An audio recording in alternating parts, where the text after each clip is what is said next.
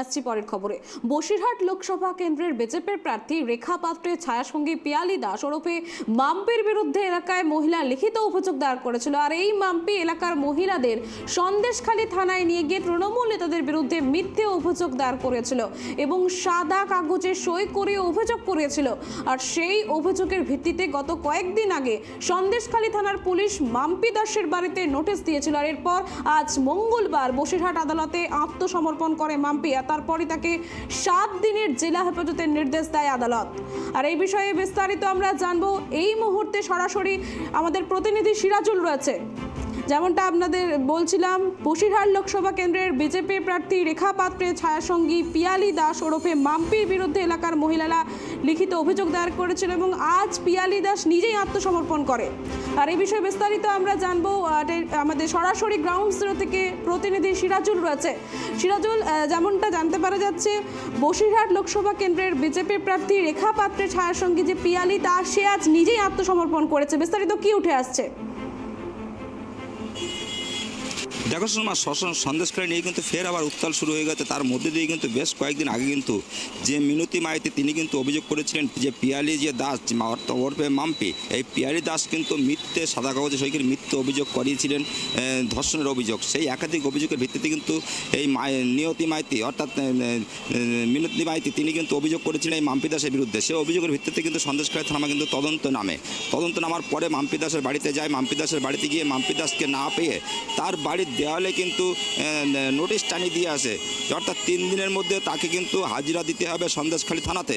তিনি কিন্তু সেই হাজিরা কিন্তু এড়িয়ে যাওয়ার ফলে আজ হঠাৎ করে তিনি কিন্তু বসিরহাট মহকুমা আদালতে তিনি কিন্তু নিজে কিন্তু সিলিন্ডার হতে আসেন এবং আগাম জামিন নিতে আসেন বলে সূত্রমারফত খবর যাচ্ছে। দেখো, বিচারক কিন্তু তার সমস্ত বিষয় কিন্তু খতিয়ে দেখে বিধানিক ব্যবস্থা নিয়ে কিন্তু বিচারক কিন্তু 7 দিনে তাকে জেল হেফাজতের নির্দেশ দিয়েছেন। পাশাপাশি যে ধারাগুলো দিয়েছে, দেখো 448 এবং 341 এবং বেশ 6টি ধারায় তাকে মামলায় কিন্তু রুজু করে তাকে 7 দিনের জেল হেফাজত দিয়েছে মহকুমা বিচারক। এবং পাশাপাশি দেখো যে সন্দেশখালী রেখা পাত্রের যে সঙ্গী ছায়া, যিনি হচ্ছে মাম্পি দাস, এই মাম্পি দাসের বিরুদ্ধে কিন্তু একাধিক অভিযোগ জমা পড়েছিল সন্দেশখালী থানাতে। দেখো, এই যে 2000 টাকার বিনিময়ে বিভিন্ন জায়গাতে মিথ্যে অভিযোগ করানো হয়েছিল মাম্পি দাসের বিরুদ্ধে, একাধিক অভিযোগ কিন্তু ছিল মাম্পি দাসের বিরুদ্ধে। এই মাম্পি দাসকে আমরা যখন প্রশ্ন করি, তিনি কিন্তু সমস্ত বিষয়টি কিন্তু এড়িয়ে যান। তিনি বলেন যে আমি এর সঙ্গে কোনো জড়িত না, আমাকে এর সঙ্গে কোনো যুক্ত নেই, আমি এসব কিন্তু তিনি বলতে থাকেন। পাশাপাশি আজকেও তিনি তাকে প্রশ্ন করা হলে তিনি কিন্তু একই কথা বলেন যে আমাকে চক্রান্ত করে ফাঁসানো হচ্ছে, আমি এর মধ্যে কোনো জড়িত নেই, তিনি কিন্তু বলেন। পাশাপাশি দেখো কিন্তু সেই ক্ষেত্রে তিনি কিন্তু রাজনৈতিক মহলে তারা উত্তেজনা এবং চাঞ্চল্য সৃষ্টি তৈরি হয়েছে গোটা সন্দেশখালী জুড়ে। মাম্পি দাসের যেহেতু জেল হেফাজত দিয়েছেন মহকুমা আদালতের বিচারক, তিনি কিন্তু জেল হেফাজতে পাঠিয়েছেন 7 দিনের জন্য। 7 দিন বাদে তাকে কিন্তু আবার ফের জেল হেফাজতে তোলা হবে, জেলে কোর্টে তোলা হবে বসিরহাট মহকুমা আদালতে। সেখানে কি আইনে মামলায় রুজু করা হয় সেদিকে আমাদের নজর থাকবে ট্যাব টিভির ক্যামেরা। সুষমা। সিরাজুল, আরেকটা বিষয় জানতে চাইবো, একের পর এক ভিডিও ভাইরাল যেমন আমরা দেখেছি, তার উপর আবারও আজ কিন্তু একটা চাঞ্চল্যকর ঘটনা। তো কোথাও গিয়ে বিজেপি কি কোণঠাসা হয়ে পড়ছে, কি জানতে পারছো?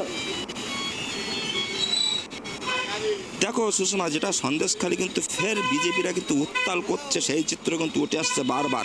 বিজেপি গতকালকে যে ঘটনা ঘটেছিল, তারা বিজেপির মহিলা কর্মীরা তারা কিন্তু দাবি করেছেন তৃণমূল রাতের অন্ধকারে ভয় দেখাচ্ছে এবং প্রশাসন সঠিক কাজ করছে না।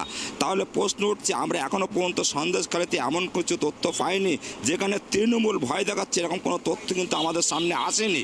কারণ কিন্তু বিজেপির যে মহিলা কর্মীরা তারা যে আন্দোলন করছে, সেখানে কিন্তু বারবার তারা বলছে তৃণমূলের নেতাকর্মী সমর্থকরা তারা কিন্তু ভয় দেখাচ্ছেন, হুমকি দিচ্ছেন, এমনটা কিন্তু অভিযোগ উঠে আসছে। পাশাপাশি দেখো, সুকুমার মাহাতো তিনি জানিয়েছেন আইনের ব্যবস্থা নিয়েছে, আদালতে সঠিক বিচার করেছে, আদালতকে আমরা মান্য দিই এবং আদালতের কথা আমরা শুনে মেনে চলি। এটা আদালত যেটা বিচার মনে করেছেন, সেটা বিচারক যেটা মনে করেছেন সেটাই কিন্তু করেছেন। সুকুমার মাহাতো সন্দেশখালী বিধায়ক, তিনি কিন্তু এটা বলেছেন। পাশাপাশি দেখো, সন্দেশখালী নিয়ে কিন্তু ছিনতাইয়ের ঘটনা, যে কয়েকদিন আগে কিন্তু পিঁপড়েখালি ফেরিঘাটের ছিনতাইয়ের ঘটনা ঘটেছিল, 10 থেকে 12 লক্ষ টাকা ছিনতাই হয়েছিল এবং বন্দুকের একটা উড়ো আওয়াজ করা হয়েছিল। সেই উড়ো আওয়াজের ক্ষেত্রে কিন্তু পুলিশ সন্দেশখালী থানায় অভিযোগ দায়ের হয়, সেই অভিযোগের ভিত্তিতে পুলিশ তদন্ত নামে। সেই দিন রাত্রেবেলা কিন্তু একজনকে গ্রেপ্তার হয়। পাশাপাশি দেখো, সেই পিঁপড়েখালি সেই ছিনতাই ঘটনা কিন্তু কেন্দ্র করে কিন্তু সন্দেশখালী থানা কিন্তু তদন্ত রেখেছিল। সেই তদন্ত কিন্তু আজ ফের আবার একজনকে কিন্তু সেই জেলেখালি থেকে আবার একজন বিজেপি কর্মীকে সেই ছিনতাইয়ের ঘটনায় কিন্তু তাকে আজ কিন্তু গ্রেপ্তার করেছে সন্দেশখালী থানার পুলিশ। তাকেও কিন্তু আজ বসিরহাট মহকুমা আদালতে তোলা হয়েছে। দেখো, একের পর এক বিজেপি যে চাপ খাচ্ছে এবং যে ভাইরাল ভিডিও, যেটা সোশ্যাল মিডিয়ার ভাইরাল ভিডিও, যেহেতু আমাদের ট্যাব টিভি বাংলা ক্যামেরা সেটা সেই ভিডিও ভাইরাল সত্যতা যাচাই যাচাই করেনি, তারপরে যে একের পর এক ভাইরাল ভিডিও নিয়ে কিন্তু তৃণমূলের মধ্যে একটা চাপ সৃষ্টি করছে বলে এমনটাই অনুমান করা হচ্ছে। দেখো মাম্পি দাসের যে জেলা বাজার, এখানে কিন্তু রেখা পাত্র তিনি যে বসিরহাট যে লোকসভা কেন্দ্রের বিজেপি প্রার্থী রেখা পাত্র, তাকে যখন প্রশ্ন করা হয় তিনি বলেন সম্পূর্ণ মিথ্যে অভিযোগে ভাসানো হচ্ছে, সম্পূর্ণ চক্রান্ত করছে তৃণমূল। কিন্তু তৃণমূলের পক্ষ থেকে বলা হয়েছে একের পর এক কিন্তু সত্য ঘটনা সামনে আসছে, যার ফলে বিজেপি কিন্তু চাপে পড়ছে। বিজেপি কিন্তু এই বিক্ষোভ দেখিয়ে ভোটটাকে আরও দীর্ঘায়ু করার জন্য চেষ্টা করছে, ভোট কাছে আসছে তত কিন্তু উত্তাল হচ্ছে একের পর এক সন্দেশখালী। সেদিকটা দেখার নজর থাকবে আমাদের ট্যাপটি বাংলার ক্যামেরা, সেদিক নজর থাকবে যে আগামী দিনে কী ইস্যু উঠে আসে, কী সত্য উঠে আসে এবং সন্দেশখালী কী কোন পদ্ধতি হবে, কোন ধাপে আগাচ্ছে, সেদিকটা আমাদের নজর থাকবে। সুষমা, ধন্যবাদ সিরাজুল তোমাকে। যেমনটা আপনাদের জানাচ্ছিলাম, পিয়ালি দাস এবং তিনি আত্মসমর্পণ করেছেন এবং 7 দিনের জেল হেফাজতের নির্দেশ দেওয়া হচ্ছে পিয়ালি দাসের।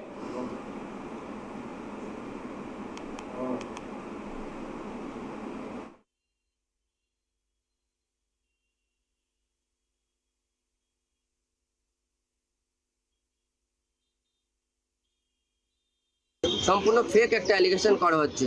সন্দেশখালী দলদাস পুলিশ এখন সেই জায়গা তৈরি করে দিচ্ছে। তাহলে উনি এসে আত্মসমর্পণ করলেন কেন কোর্টে? যে মামলাটা জামিনে নিতে আসলেন সেটা আমি সেকশন বললাম আপনাদেরকে, সম্পূর্ণ বেলেবেলে সেকশন। যে মামলাতে পুলিশ আজকেই অনলাইনভাবে অ্যাড করেছে, সেই মামলাতে যে মামলায় উনি জামিনে, সেই মামলাতে আজকে পুলিশ অনলাইনভাবে অ্যাড করেছে, সকলে অজান্তে। পুলিশ সম্পূর্ণভাবে দলদাসের মতন কাজ করে যাচ্ছে। সেই নিয়ে কি হয়েছে? সেই নিয়ে আদালত অল্প সিডি রেখেছে, মাম্পি দাসকে হেফাজতে নিয়েছে আদালত, অল্প সিডি রেখেছে। আগামী দিনে অল্প সিডি আসুক, তারপর আইনগত কদিনের কি 8 দিনের জেল হেফাজত দিয়েছে। দেখুন, আইনের চোখে সবাই সমান, যে অপরাধ করবে তার সাজা হবে। ইতিমধ্যে গঙ্গাধর কয়াল তার যে ভিডিও ফুটেজ, সেই ফুটেজে এবং এত মানুষ যারা মাম্পি দাসের বিরুদ্ধে বলছে, নিশ্চয়ই সত্যতা আছে বলেই আজকের কোর্ট সেই কেসের মেরিট দেখে তাকে গ্রেপ্তার করেছে এবং তাকে জেল হেফাজত দিয়েছে। আমরা মহামান্য আদালতের সবাই মানি মহামান্য আদালতকে, সেই আদালতের রায় আমরা শিরোধার্য। তার কোনো প্রমাণ নেই, আমি কোনো হুমকি দেইনি, আমি সৎ পথেই আছি, সত্যের পথেই আছি। কাগজে অভিযোগ করিয়েছেন? না, আমি আমার কোনো ভুয়ো কাগজে অভিযোগ নেই, এমন কোনো প্রমাণ নেই। চক্রান্ত বলবেন? চক্রান্ত দিদি আন্দোলনকারী ভয় পেয়েছেন। কিসের ভয়? মানে কিসের ভয় বলছেন? দিদি ভয় পেয়েছেন আন্দোলনকারীদের। এই যে ভাইরাল ভিডিও, তাতে বারবার আপনাকে অভিযুক্ত করেন, কি বলবেন? অভিযোগ, একটা ভুয়ো অভিযোগ করছে ওরা। আপনারা তো আন্দোলন করেছিলেন। হ্যাঁ, আমরা আন্দোলন করেছিলাম, সত্যের সাথে আছি, এখনো সত্যের সাথে আছি বলেই এই অবস্থা। এটা কেন করা হচ্ছে? দিদি ভয় পেয়েছেন, তাহলে আপনি আত্মসমর্পণ করলেন, পুলিশ তো ধরেনি। সরে যাওয়ার ভয় পেয়েছেন। আজকে সন্দেশখালীর আন্দোলনের অন্যতম মুখ পিয়ালি দাস, তাকে আজকে তৃণমূলের গুন্ডা বাহিনীরা যখন মানুষের ওপরে অত্যাচার করে না পাচ্ছে, তখন রাজ্যের পুলিশ দিয়ে মিথ্যে কেস দেওয়া হয়েছে এবং সে সেই জামিনের জন্য আজকের কোর্টে যায় এবং কোর্টের বাইরে থেকে আজকে রাজ্যের পুলিশ ওকে অ্যারেস্ট করে। কিন্তু এই মিথ্যে কেসের জন্যে, এইভাবে মিথ্যে কেস দিয়ে এইভাবে আমাদের এই আন্দোলনের মায়েদের অ্যারেস্ট করার জন্য, এই পিয়ালি দাসকে অ্যারেস্ট করার জন্য এই রেখা পাত্র ছেড়ে দেবে না। কেননা আজকে যে মিথ্যে কেস দিয়ে আজকে যে মাম্পি দাসকে ওরফে পিয়ালি দাসকে অ্যারেস্ট করা হলো, এর জন্য রাজ্যের পুলিশকে উত্তর দিতে হবে। কেননা রাজ্যের পুলিশ আজকে দোষী যারা তাদেরকে অ্যারেস্ট করেনি, আজকে যারা নির্দোষ তাদের নামে, আজকে সন্দেশখালীর মা বোনেরা নির্দোষ, তাদের নামে মিথ্যে কেস দিয়ে তাদেরকে অ্যারেস্ট করা হচ্ছে।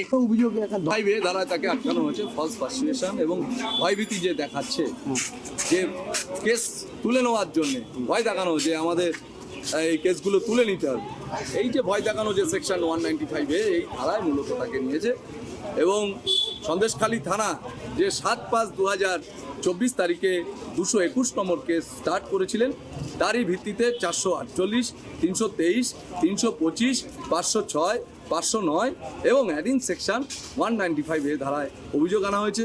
সেই কেসের ভিত্তিতেই আজকে পিয়ালি হুজুর আদালতে, মাননীয় এসিডিএম আদালতে তিনি সারেন্ডার করেছিলেন ভলেন্টারিলি। মাননীয় আদালত কেসের ইনক্রিমিটিং মেটেরিয়াল এবং গ্র্যাভিটি বুঝে তাকে কাস্টডিতে নিয়েছেন এবং 22 তারিখে পুনরায় শুনানির জন্য দিন ধার্য করেছেন। মাইতি তো অভিযোগকারী, উনি সাংবাদিকদের সাথে কেন কথা বলছেন, উনি কেন মানুষের কাছে সত্যি কথাটা বলতে চাইছেন। উনি সেই জন্য ভয় দেখানো হয়েছে যে নিয়তি মাইতি যদি এরকম করে তাহলে আবার পিয়ালিরা পুনরায় 10 লক্ষ টাকা তাকে মিথ্যে মকদ্দমা দেবে এবং সকাল 7টার সময় যখন পরের দিন তার বাড়িতে গেল আবার তারপর সকাল 10টার সময় আরও তার কিছু লোকজন নিয়ে এই নিয়তির বাড়িতে চড়াও হয় এবং নিয়তি এবং তার হাজব্যান্ডকে প্রচণ্ডভাবে মারধর করে।